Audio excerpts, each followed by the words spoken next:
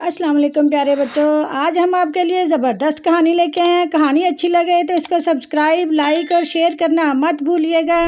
फाख्ता, भालू भैया मुझे नारियल के कुछ छिलके दीजिएगा। भालू दुम्बे की नारियल शाप जंगल के बहुत मशहूर थी। सभी जानवर और परिंदे गर्मियों में यहीं आकर नारियल के ठंडे पानी से अपनी प्यास बुझाते थे। उस वक़्त भी काफी जानवर भालू की शाप पर नारियल का पानी पीने में मसरूफ थे। फाख्ता की आवाज पर शरारती तोते ने मुड़ के उसकी तरफ देखा और तंज करते हुए कहा, क्या आज खाने को कुछ नहीं मिला जो नारियल के छिलके मांगने आ गई? फाख्ता ने बुरा सा मुंह बनाए बगैर जवाब दिया, अरे नहीं तोते भाई, खाना तो खा चुकी हूँ। इन छिलकों से आहिस्ता आहिस्ता बाल निकालूंगी ताकि अपने लिए एक अच्छा सा घर बना सकूं। तोते ने हैरानी से पूछा, खैरियत, तुम्हें बड़ी फिक्र हो रही है नया घर बनाने की? फाख्ता ने शरारती तोते को समझाते हुए कहा, हाँ भाई, तुम्हें तो पता है अगला मौसम बारिशों का है और ऊपर से मौसमियत वालों ने भी तेज बारिशों की पेशन गोई कर रखी है, तो भला इसी में है कि अपने लिए मजबूत घर बना लो ताकि आने वाले दिनों में परेशानी ना हो। मेरी मानो तो तुम भी सैर सपाटों को छोड़ो और अपना घर बनाने में लग जाओ ताकि अगले महीने तक एक मजबूत सा घर तैयार हो जाए। फाख्ता बीबी, सर्दी और बारिश ने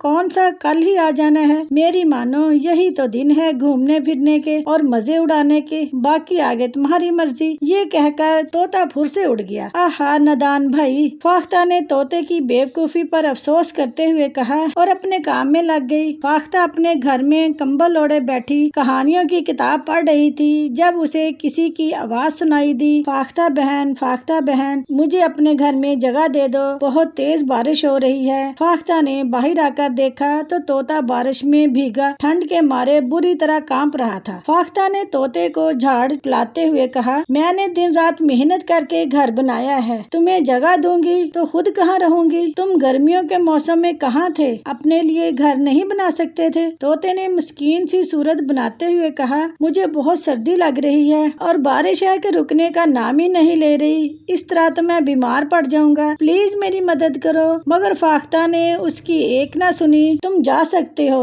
कहते हुए दरवाजा बंद कर दिया। फाख्ता का इनकार सुनकर तोते के तो अपने ही तोते उड़ गए और उसे पूरी रात बारिश में कांपते हुए गुजारनी पड़ी। अब इसको एहसास हो चुका था कि ये सब मेरी सुस्ती का नतीजा है। काश घूमने फिरने की बजाय मैं भी घोंसला बना लेता। इसलिए प्यारे बच्चों, वक्त की पाबंदी करो, जो काम हो अपने वक्त पर करो।